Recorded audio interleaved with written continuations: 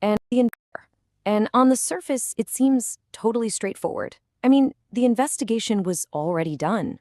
Case closed. But what we're about to see is that sometimes the real work, the most important work, actually begins after everyone thinks the job is finished. It starts when you go back to that scene and you decide to look past the simple, easy answer. And that really brings us to the heart of this whole story. It's this idea of the re-entry. That's what investigators call it when you go back for a second look.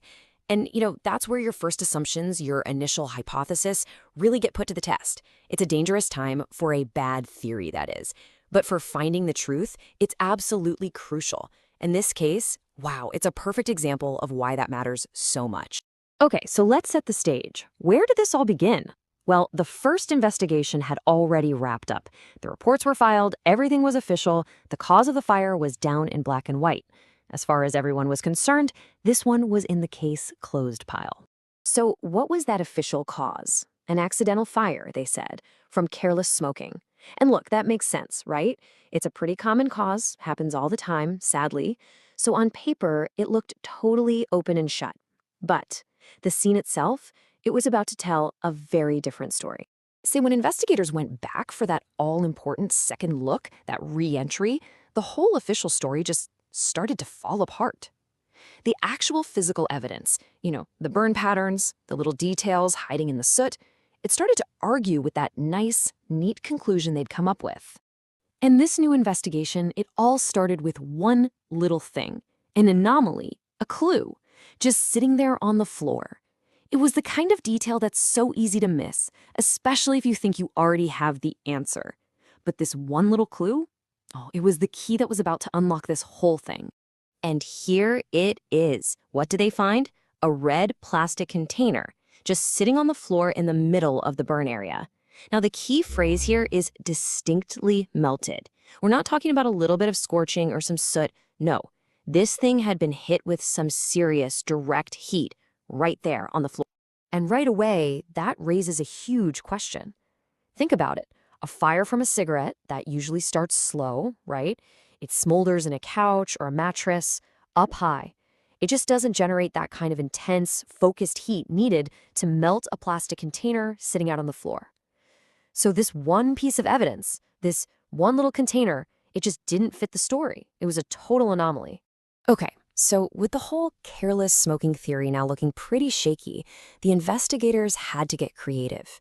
They started looking at things differently. Instead of focusing on what did burn, they started looking for clues in what didn't. They started hunting for what are called forensic ghosts, the shadows left behind by the fire. And this is such a cool concept in forensics. A ghost, or a protected area, is basically a clean spot left behind in all the chaos of a fire. Imagine an object was sitting on a table. The fire rages, soot goes everywhere, but underneath that object, the surface is protected. It leaves a perfect outline, like a shadow.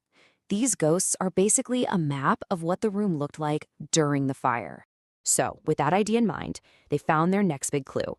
Over in the area where the fire started, there's this simple folding table. And on top of it, they find two really important things. First, a perfectly clean square ghost, meaning something square was sitting right there.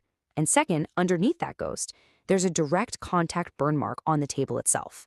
This wasn't from heat from the ceiling. No, something incredibly hot was sitting on this table. So now the investigators have a puzzle on their hands, right? They're looking for an object, it's square, it gets hot enough to literally burn a table. And it was right there at the start of the fire. The search was on.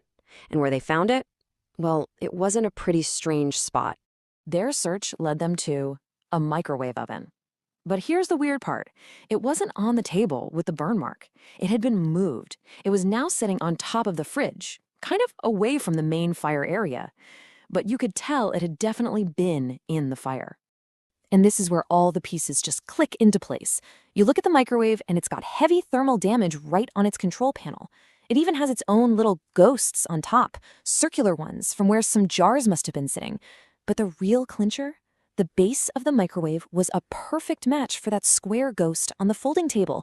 Bingo, that was their missing object. So you've got the melted plastic on the floor, the ghost on the table, and now this displaced microwave. Suddenly, the investigators have all the puzzle pieces.